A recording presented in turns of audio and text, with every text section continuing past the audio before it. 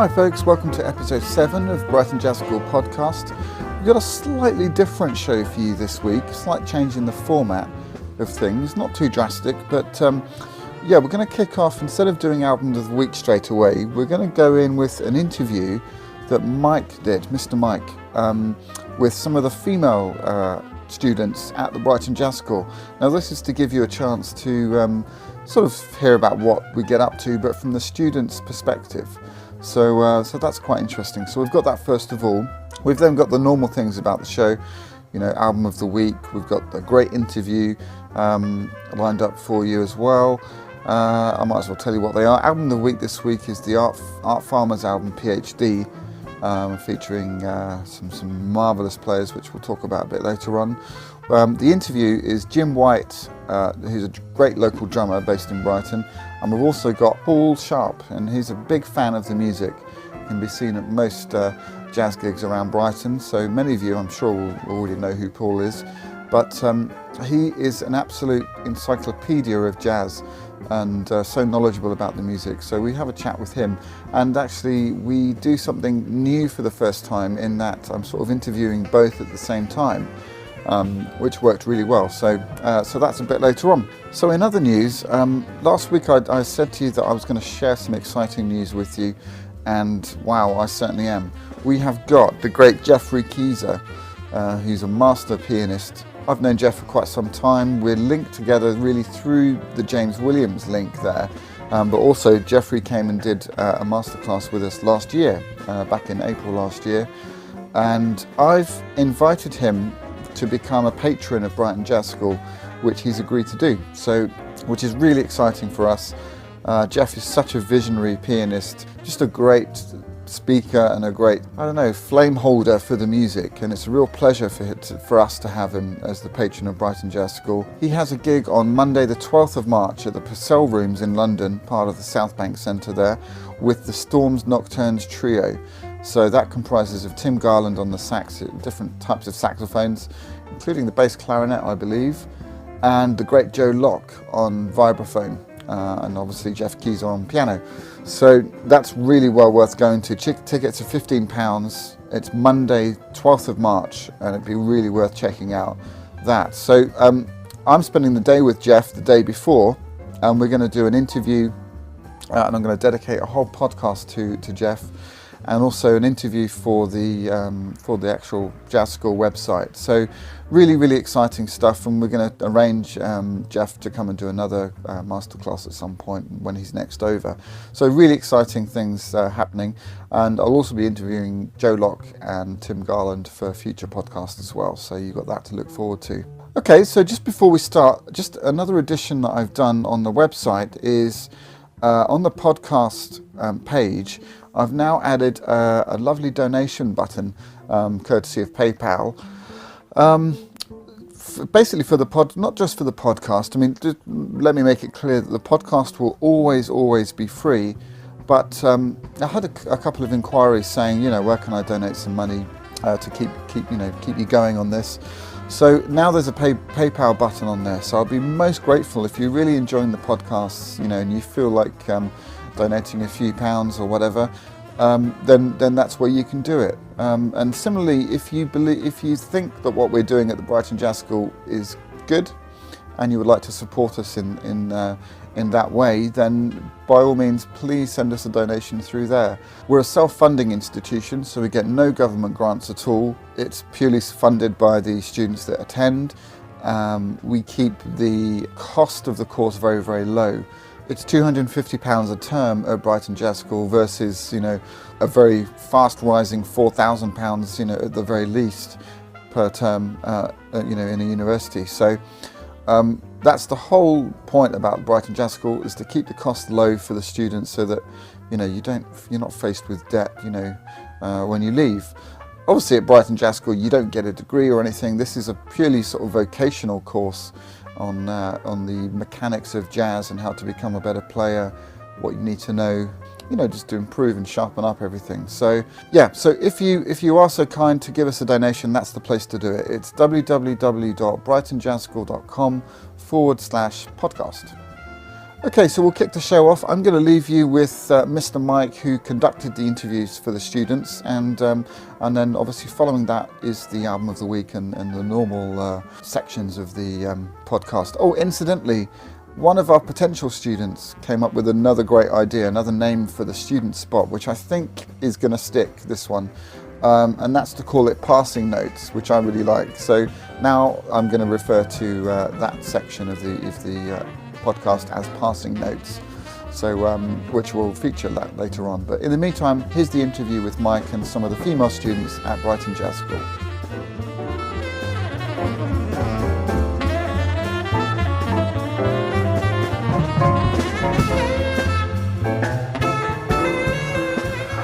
Hi guys, this is Mike Guest here live from the Brunswick.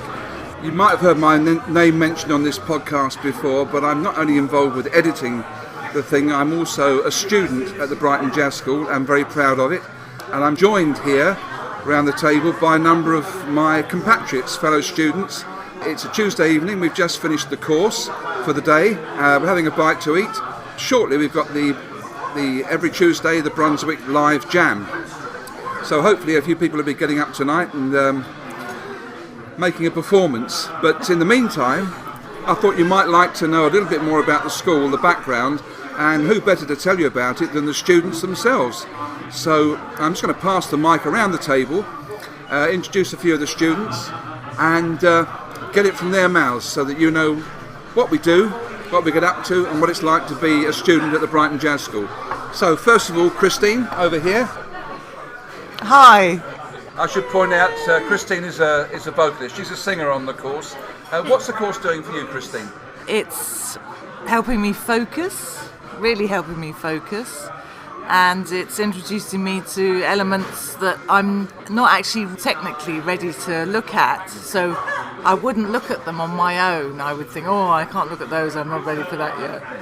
But it's really opening up things that I'm hearing that I didn't understand what was going on. So it's really that's good. But what about the weighting of theory against practical? How do you find that? Because a lot of courses, there's an awful lot of bookwork study, writing and reading and things involved, and perhaps not a lot of playing. How would you say the balance of the course works here? It's a good balance. You get theory, you get a little bit of time to practice what you've learned, then you can go into your groups. That has other elements of challenge about it. But then obviously after that, you can go home and really work on what you've learned. That's when things really become effective, I think. Yeah.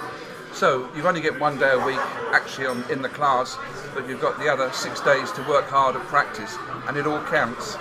And right next to me here is Katie. I'm going to have a quick word with Katie because Christine brought up an interesting point there, which is that not only do we get our lectures, our theory stuff, but the course is very heavily weighted towards the practical side and teaching people things that you can't get out of books. Things like how to behave on a bandstand, how to handle a mic, how to deal with and work with your fellow musicians when you're actually playing a piece in a performing situation. This is another of the strong points of the course. Katie, how's it worked for you? Has it made a difference to your understanding of things? Well, I have to say, the actual performing and the amount of time that we get to do performance practice is really, really good. And the fact that pretty much every Tuesday straight after a day's worth of jazz, you get that chance if you want to almost showcase and put it into practice in an actual public I think jazz what you're jam. talking about here is actually being able to learn in the course how to perform, and then actually getting the chance in the evening to step up at the jam to actually give a performance. And have you actually sung here so far? I'm very proud to say, yes, I have. Yeah. And I loved it. Great, fantastic. Delighted to hear it. Heather. Hello. This is Heather. What's the strong point in the course for you? What have you got? What would you say the course has benefited you most in? Because you're already a fairly experienced musician in many areas. You play guitar, you play piano. Yes. But And sing as well. you're actually focusing on singing on this course, aren't you? I'm actually singing and playing piano. Oh, yeah, of course, you play the Yes. piano as well. Yes. So tell us what the course has done for you specifically. Okay, What are the high points for you? My high points, a lot of it is a well-structured course that takes you through, a really, really great learning curve, covering so much, and it's been condensed, into small bite-sized portions each week. So that's been really great, and I wouldn't have found that anywhere else. And that's the main thing for me. Obviously, and another great thing is obviously the people on the course. They're all great. Really, really love them all. And I think the combination of that and also being able to play in different groups with different people and musicians, having that opportunity.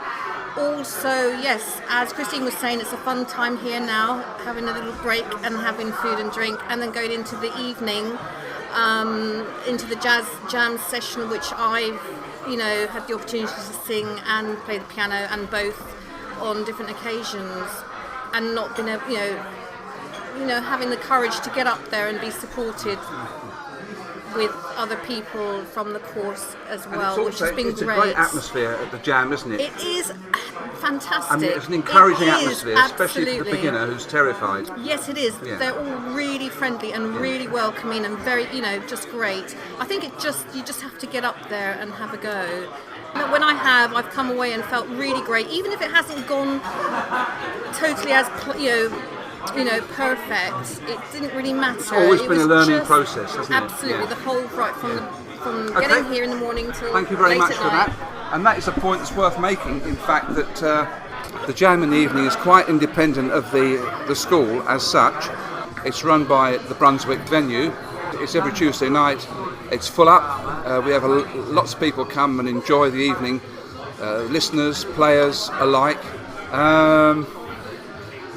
But of course, it's a bonus for anyone who's a student at the jazz school because they get to enjoy it and have all the benefits of getting up and performing. Right, I'm going to introduce you to Lou now, who won't be too pleased because she's right in the middle of her meal. But I'll let her I'm get just there. about to take a mouthful of fish and chips. Thank you very much. Lou is another student and has been with us for a while now. Some of our students, myself for example, are quite new to the whole process of learning jazz and performing it in any environment. But Lou actually has quite a musical background already. She's worked with music as therapy for people through the National Health for many years, but probably in a different form. It's only in recent times that she's caught the jazz bug, and now she's totally in love with jazz and the music, and she's transformed her singing to become a jazz singer. So Lou, what would you say has been the big thing in the course for you? Well, this is actually one of the first times that I've taken on board music which is just for me. But within that context, for me the whole thing about jazz is learning a new language. And it's a language of communication. And what I find is in learning this language, it gives me confidence to take it elsewhere, out of this particular setting, perhaps into other jazz settings, and suddenly you're meeting with other musicians who you can instantly converse with. And it is like having a conversation. And the whole thing about building community really appeals to me very, very much. It is truly an international language. Absolutely. Now, I've been speaking to just 4 or 5 of the students, and it's interesting to note that everybody seems to be getting something particular and something different out of the experience. I think that says a lot for the course, that one man, Wayne McConnell, can gather all these students together. I should point out that the ages span about 50 years, different ages, different backgrounds, different group, different aspirations, and yet everyone is getting loads and loads of good things out of the course. and benefiting, which I think is quite a miracle really, because most people will have a teacher who teaches people all of the same ability, all of the same grade, and they're all learning exactly the same thing. This course is quite a magical process. I don't know how he does it, but it certainly seems to work. That will be testified in a few weeks' time, because at the end of every term we actually put on a concert. It's a ticket-paying concert, and all the money goes to a cancer charity.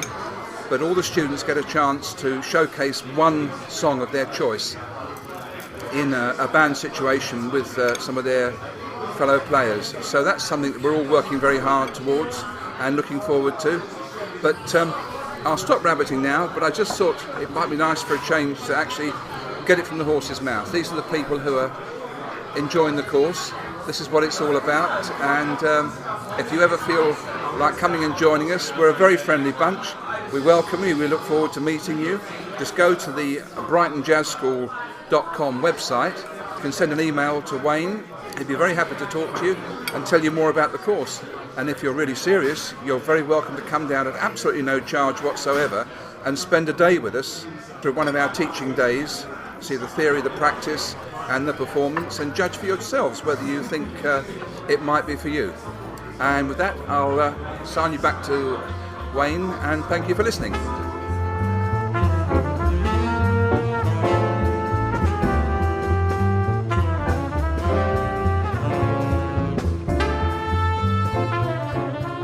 Welcome to Album of the Week. This week we're checking out Art Farmer's album, PhD. Now, Art Farmer is joined by some pretty all-star company here. We have Clifford Jordan on tenor sax, James Williams on the piano, Kenny Burrell on guitar, Rufus Reid on bass, and Marvin Smitty Smith on drums. Now, this is an absolutely fantastic album. I've featured this on Album of the Week because in the Learn to Listen, we have just covered the sort of tail end of the hard bop genre, and Art Farmer was heavily featured in that section. This is a fantastic album.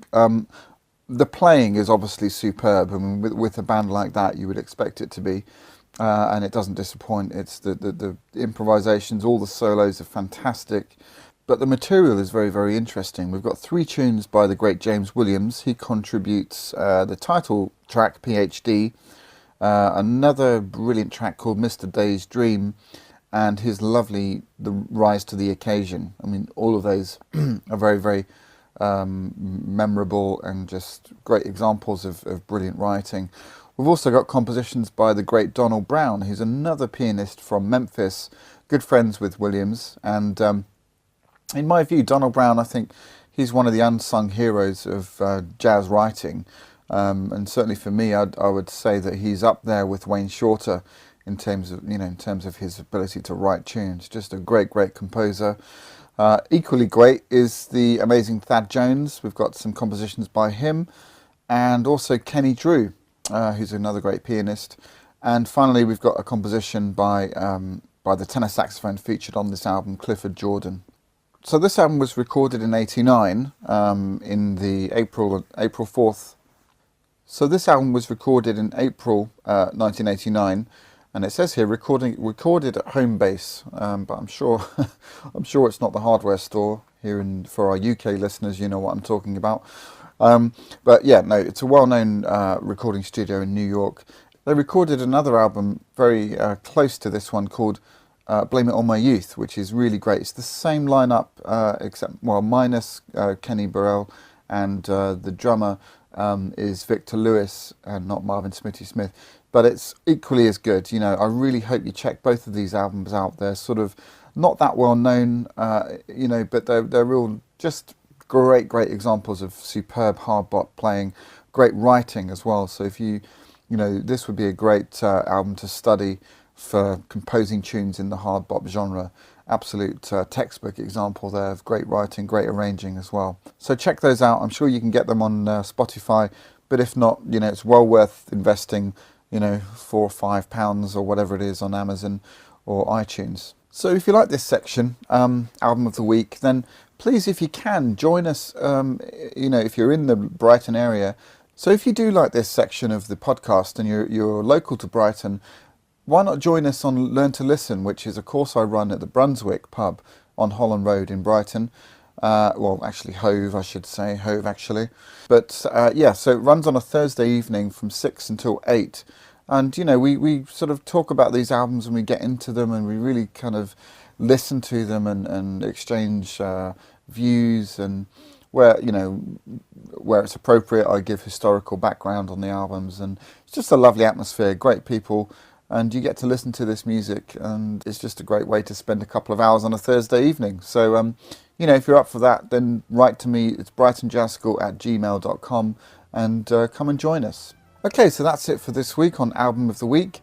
Please join us again next week and we'll have another great album for you. Like I said, if you want to keep in touch and suggest albums for me to feature on this section, then write to me at brightonjazzschool@gmail.com, or by all means leave a message in the podcast forum, which is www.brightonjazzschool.com/podcast.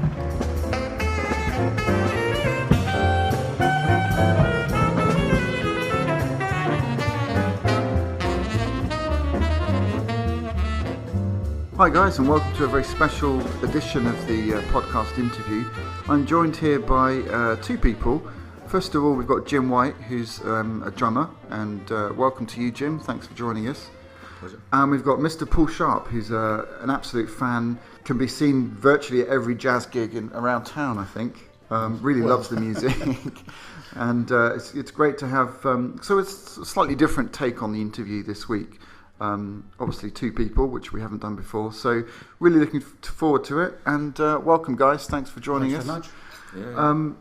Jim, I'll start with you very quickly. How did you get involved in, first of all, the drums? I take it you got to the drums before you got to jazz. Yeah. How did you gravitate towards the drums? Well, I had initially the drums. It was my brother's mate. When I was about 5 years old, he brought his drum kit round to our house and he set it up in our living room. And you know, obviously, I was too small to reach the pedals or anything like that. But I think that was it. It was this kind of little brown Premier drum kit or something like that. I had it for years and years. And funnily enough, he's the guy that I bought my very first drum kit off as well when I was about 16 or something like that. Okay. So yeah, I think I didn't actually start playing until I was about 12 or 13 at school. Okay. So but that's how I sort of gravitated towards it. I think initially it was probably that experience when I was that young. Like the sight of it. Yeah, the sight of it and the sound and the just way it looked. the whole thing, and it was just that. It was just for a little kid to see something like that. I was absolutely knocked out. Yeah. And did you have? Did you sort of find your own way on the instrument, or did you have lessons?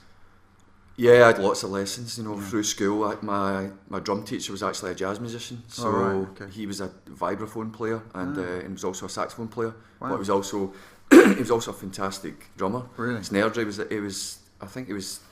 used to go in for all competition snare drumming and all that. Scottish, real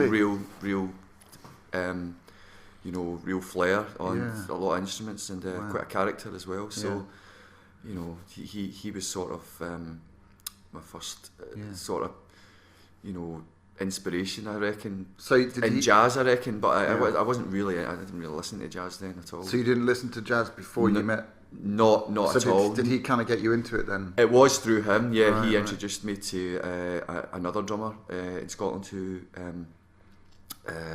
Paddy Flaherty, who's really used to play with. He's played with.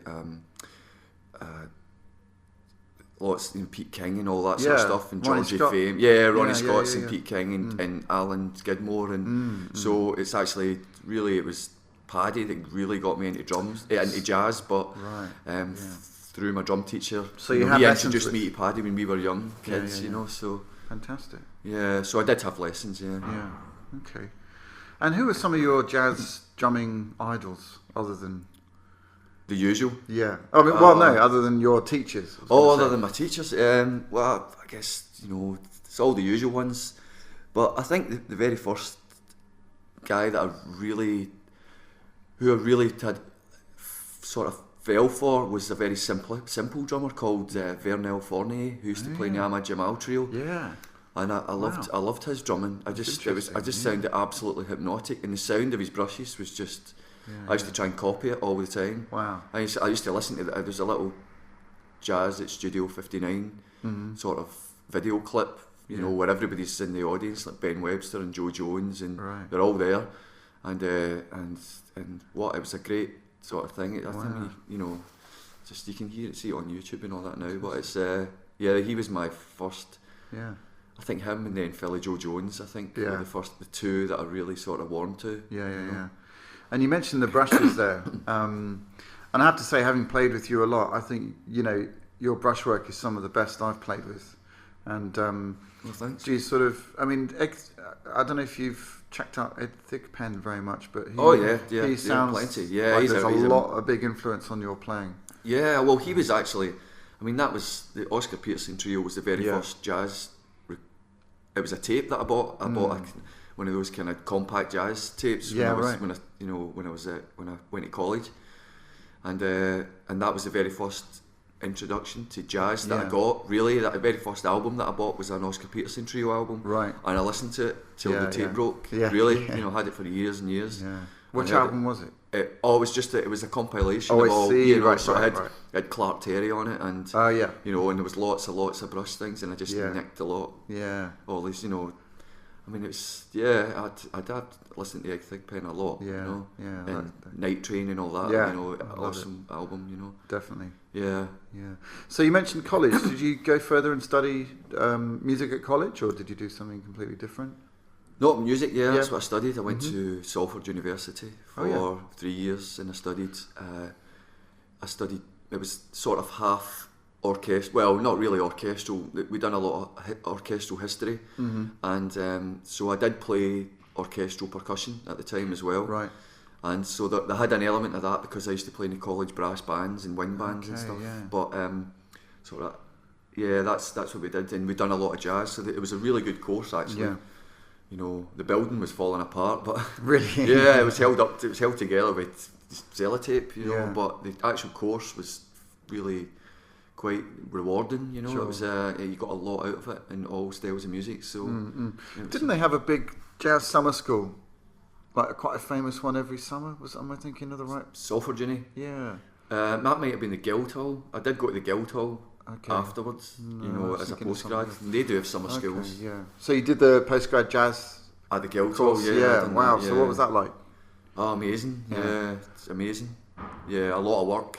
Yeah. You know, arranging and all that for big band, and you know, it was great. I really enjoyed it. I got a lot out of it again. You know, it was fun. Yeah, a lot of fun. Met a lot of great musicians on that course. Yeah. Great. So.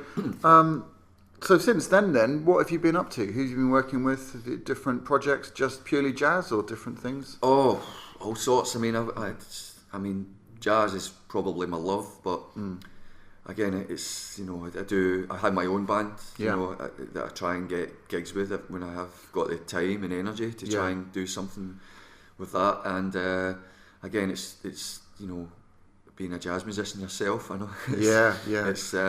It's tough. It's like hawking your wares. You're out there like slotty with with a Santa sack over your shoulder, just going around going, you know. So it's that. So I do quite a lot of local gigs, and then I do gigs, you know, around up in London and stuff like that as well. Go up there, do some gigs up there, and I play with some pop bands as well. You know, I was on tour last year with a couple of bands, and so it's really anything now. I'm not really too. If I like it, then I'll do it. You know, and obviously you try and make some money as well. That's a true jazz musician, not labelling anything and just playing good music. Yeah, well, that's a great attitude to have, I think. Oh, thanks. Yeah. And, well, it is, and also it makes you more flexible as a player, doesn't it? You know, the more experience you have playing in different contexts. Yeah, I guess so. You have a lot of you have a lot of references with other. You can add things, and you just get. You maybe got more connection or something like that. If you've more connection, if you've got a broader view outlook with other styles, you can add that. You know, it's all experience. It all comes. It just all adds something to your approach to playing. I think if you do these other things, if you play in other styles of music, they always add. There's something you'll get out of it that you can add in jazz, which is just slightly. Yeah. Well, maybe it's your own, or you just hear it, or something like that, or you just like it. Yeah. I don't really think there's any rules in jazz. That's the good thing. That's the great thing about it. Yeah, absolutely. And from a listening point of view, that seems to be what draws people into jazz. Paul, if I can go to you, what was how? I mean, do you share that view that jazz encompasses so many different types of music that it's accessible to lots of people? It really is accessible to everybody that really just wants to listen to it. You know, there are some people that turn off immediately when they hear the word jazz, but actually they love jazz. Yeah. Because they don't realise they love jazz. Yeah. But they say, "Oh, I can't stand that type of music." And they say, "Do you like the Pink Panther thing?" Well, that's jazz. That's a fantastic bit of jazz. That bit of tenor sax by Plas Johnson is just wonderful. Yeah. Phrasing and timing and everything, and it's just a beautiful bit of jazz. Yeah. And they don't realise it's jazz, so it's true. There's a lot of jazz that you hear on soundtracks of films. Absolutely. Woody Allen uses it a lot. Yeah. And people are sitting there enjoying it. But if you say to them, "Do you like jazz?" they say, "Oh no, it's not really my style of music." That's funny, isn't it? The labelling again. It's the word sometimes actually puts people off. But it puts me right off. Well, that's amazing, isn't it? I mean, I've had exactly the same people saying, "Well, I can't stand jazz," and then I've actually got them, enticed them into a jazz gig, and they went, "I don't like jazz, but that was amazing." Yes. And then suddenly going, "Well, that was jazz." Exactly. I can't really put it. It might have been a lot of mixtures of different things, pop tunes, or but you're improvising, and then it's over a chord sequence, and it pretty much sounds like the definition of what jazz is, pretty much, isn't it? Yeah. And then they go, "Oh, but I liked that. That was amazing. You all looked, you all looked fantastic." And yeah. So then again, it's just there's something about live music, really of any kind, whether it be jazz or anything else. Yeah. There's something about listening to live music that really gets you in a way that sitting down and listening to a record, a lot of people just wouldn't do that. Yeah, I would. I mean, that's how I got into jazz in the first place, was through records. I was brought up in Australia. Right. And we didn't have a very vibrant jazz scene when I was a boy. I first sort of came across jazz when I was a sort of mid-teenager, and I came across friends who had pretty good jazz record collections. Sure. So I heard Coltrane and Miles Davis and Yusuf Lateef and people like that, and I really got into it, and then the Modern Jazz Quartet came out to Sydney. Oh yeah. And when I saw that, and there was Milt Jackson, and that was it for me. The vibes became the big instrument for me. Oh really? Because I think through Milt Jackson, I just think he's just an absolute genius. And not so much the Modern Jazz Quartet. That's not my favourite of his playing. That's very good, but it's a little bit toned down. But I don't know if you've heard a record that he did two with Ray Charles called Soul Brothers and Soul Meeting.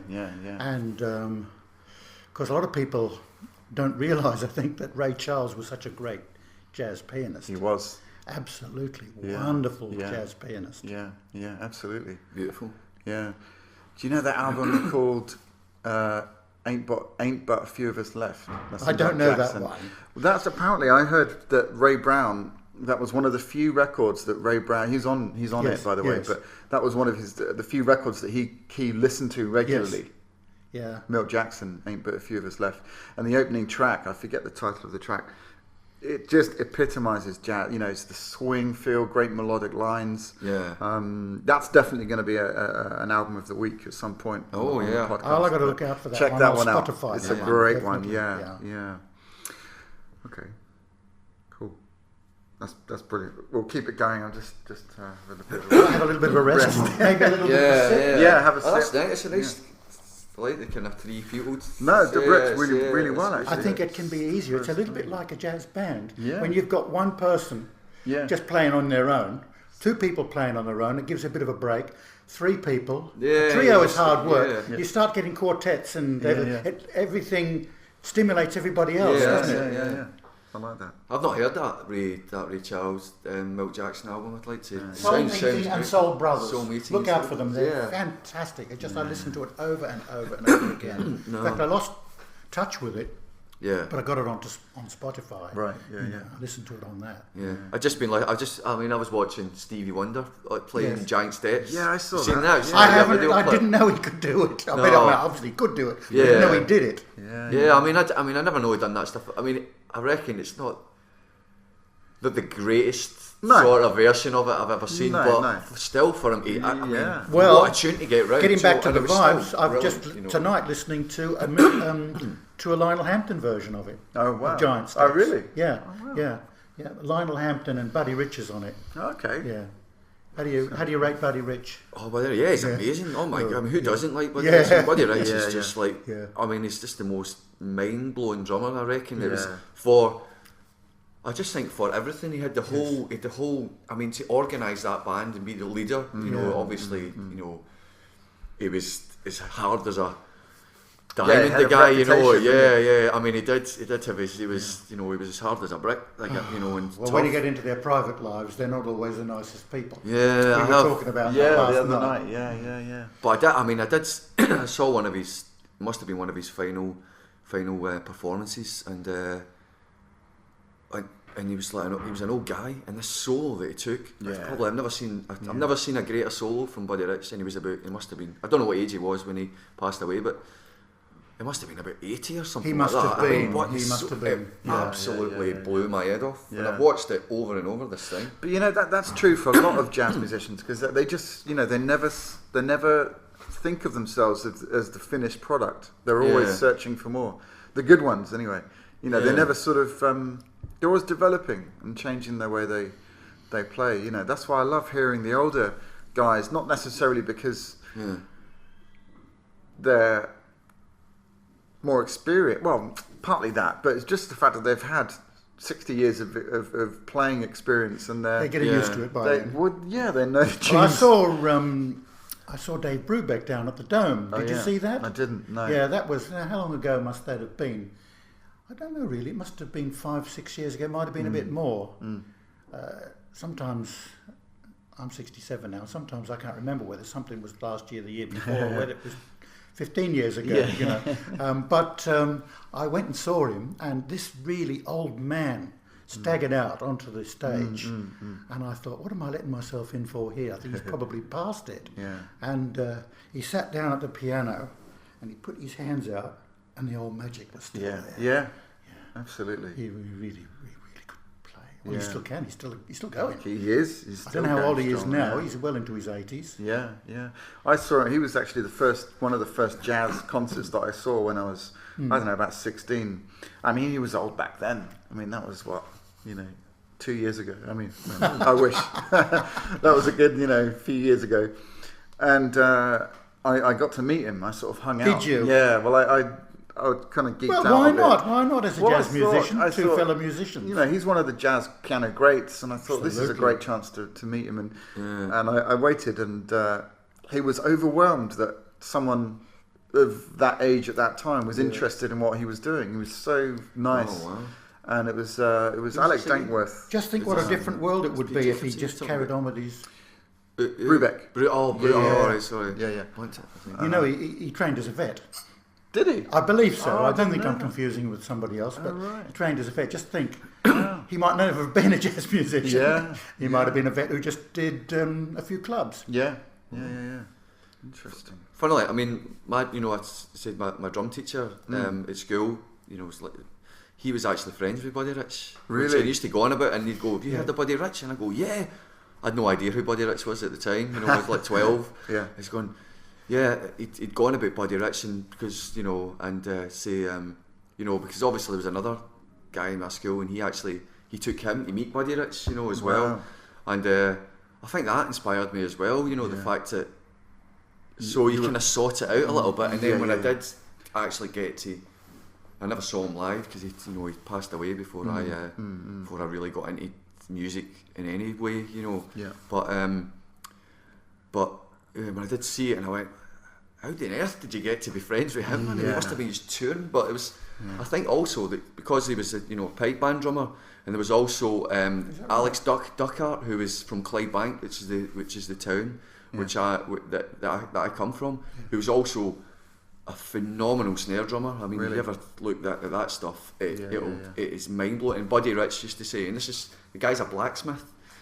Alex Duckart was a blacksmith. He was a part-time drummer, and Buddy Rich said, I come to Glasgow to get lessons off this guy. No way! Wow. Yeah, There's when I come to Scotland, I come to see Alex Duckart because saying I can't tie this guy. Right. I can't tie this guy's shoelaces. That's what he used to say. And this is from my hometown. So I actually wow. So that's I checked him out, and he taught all over the world. Used to go way out to LA. Big lecture theatres. Wow. He wouldn't even have a drum kit, no drum kit, or nothing. Just the snare. Not even the snare. Oh really? He'd do it on the lecture table. Oh really? Yeah, and he'd do it all like that, Yeah. and he'd just be laughing and joking. Everybody would be dying, and he'd just be cracking jokes while he'd just be absolutely greasing the floor with this stuff. It would. Yeah. I mean, I watched it and I'm going. And he's sitting there, going, it's like knitting, isn't it? It's a bit like knitting. Like that. He's doing this kind of Swiss Army sort of drumming, like his hands are kind of going over each other, and it's at ridiculous speed. It's like, it's not a thought in his head. It's just it's absolute second nature. Wow. Wonderful stuff. If you ever see that, I had no idea. And that's how. That's probably how that kind of stuff got stuck in my head. Yeah. Amazing, isn't it? Yeah. Totally.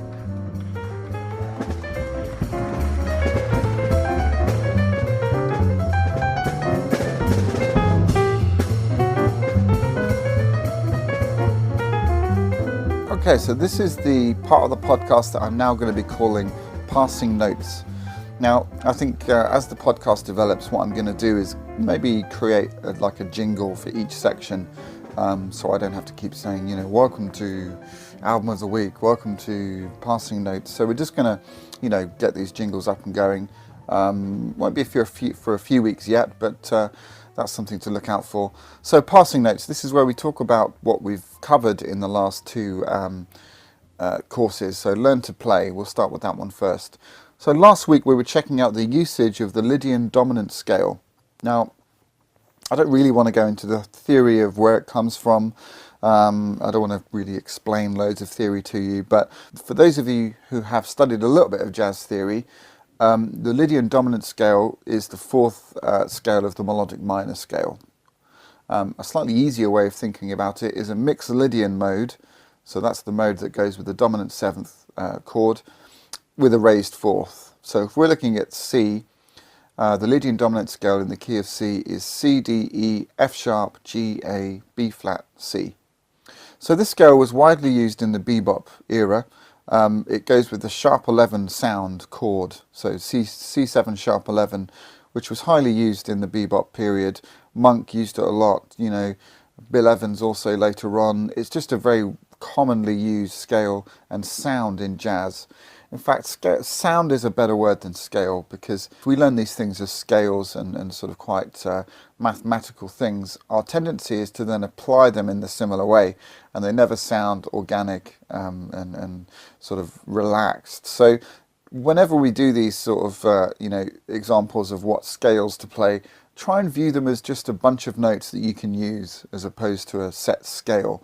And obviously if you come to the Learn to Play class, you'll get an idea about how to practice these in a more creative way. So here are some examples of some songs that really use the sharp 11 sound. Well, actually Monk wrote a tune called Raise 4, which is on his album Underground, which is primarily the usage of the sharp 11 sound, and it's sort of a blues. So check that out. Also, Sonny Rollins wrote a tune called Blues 7, which utilises the Lydian dominant scale. A slightly more mainstream usage of it is the theme tune to The Simpsons. So if you can hum that, you're singing the Lydian dominant scale there. So basically you can use the Lydian dominant scale on any dominant chord. However, it's mostly used on a 4 dominant chord. So if you get a tune with a 4 chord that's a dominant chord, that would be a good place to use the sharp 11 sound. You can try using it on a blues when you get to bar 5, the dominant 4 there. Try using the Lydian dominant scale there. That'll give you a different sound.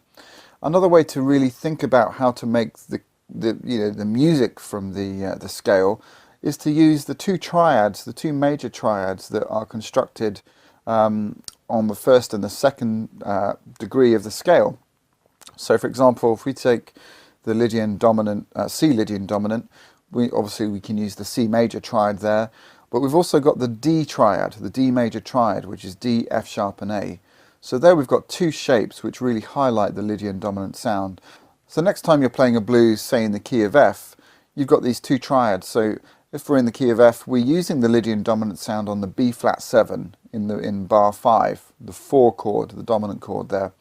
So obviously you can use the B flat major triad, which might sound a bit bland, but more interestingly we've got the triad, the major triad that starts on the second note of the scale, the C. So we get C, E and G. Those notes are, we've got the ninth, which is the C, the sharp 11, which is the E there, and then the G, which is the 6th or the 13th. So they're good notes, they're strong notes to use. So try some triadic patterns. Obviously you can use different inversions of the triad over the B flat 7, sharp 11. You know, try and practice these in a few different keys. Ideally go around the cycle of fourths and practice each Lydian dominant scale until you've got those under your fingers, and then go and try and, you know, see if you can create some interesting melodies and patterns, and then start to utilize that in your playing. You know, it's a really unique sound. It's got a, you know, just as the diminished scale has got a unique sound, the Lydian dominant scale sound is perhaps a little bit more subtle than the diminished scale. But what I'm saying is try and see the sound as a flavour. You know, it's another usage, another type of sound you can use on a dominant chord. There's a great play-along series by the Aficionado play-along series called Scale Syllabus. And there's one track where Dave Liebman is on the soprano there, and Jamie Abisol's playing piano, and they play a few choruses of like a B flat 7 sharp 11 sound. So check that out, you know, play along with it. Start getting it into your tunes. Play them on the 4 dominant chord, and see how you go with that. So in Learn to Listen this week, we were checking out some of the hard bop musicians of the 60s. We started with Benny Golson, taking a look at some of his most famous recordings and compositions. I played the great track Stablemates, and his very familiar composition Whisper Not, and an absolutely gorgeous ballad called I Remember Clifford, which he wrote. Well, Benny Golson really came to prominence in Art Blakey's band in 1958 to 59, where he wrote some of his most famous compositions, Along Came Betty, Blues March, and a great song called Are You Real?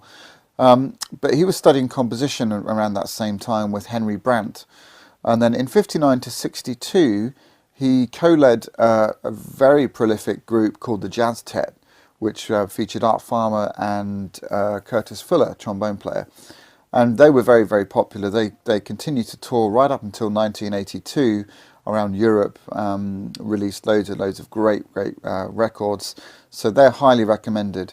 So on the basis of that, we went on to talk about Art Farmer and some of his great playing and albums. I played one track from the Jazz Tet called Junction, which is a great bluesy track. And then a couple of tracks from the album PhD, which is what we've just been talking about in the album of the week. We then went on to the great Bobby Timmons, or the soulful Mr. Timmons, I should say, and his great compositions, Moaning. We heard him play a trio rendition of Come Rain or Come Shine, and also from the same album, Dat Dare, which is another great composition. Now, of course, Bobby was one of the great pianists in the Art Blakey and the Jazz Messengers, and he was with them between 1958 and 61, which many of those other compositions were played. We then went on to the more tragic figure of Lee Morgan, a fantastic trumpet player, again joining Art Blakey in 1958, and also played with Benny Golson along the way. Just a great composer and superb trumpet player. We checked out his great recording Sidewinder, and a couple of compositions on that. A very not very well known tune, but I think one of the great hard bop melodies, Hocus Pocus, which is on that same album. And we then finally checked out a great track called Ciora, and that's from his album Cornbread, which features a very young Herbie Hancock. That's one of my favourite albums as well, so check out Cornbread, that's a great album. Okay, so that's what we covered, that's what we did in Learn to Listen and Learn to Play. So join us next week on Passing Notes.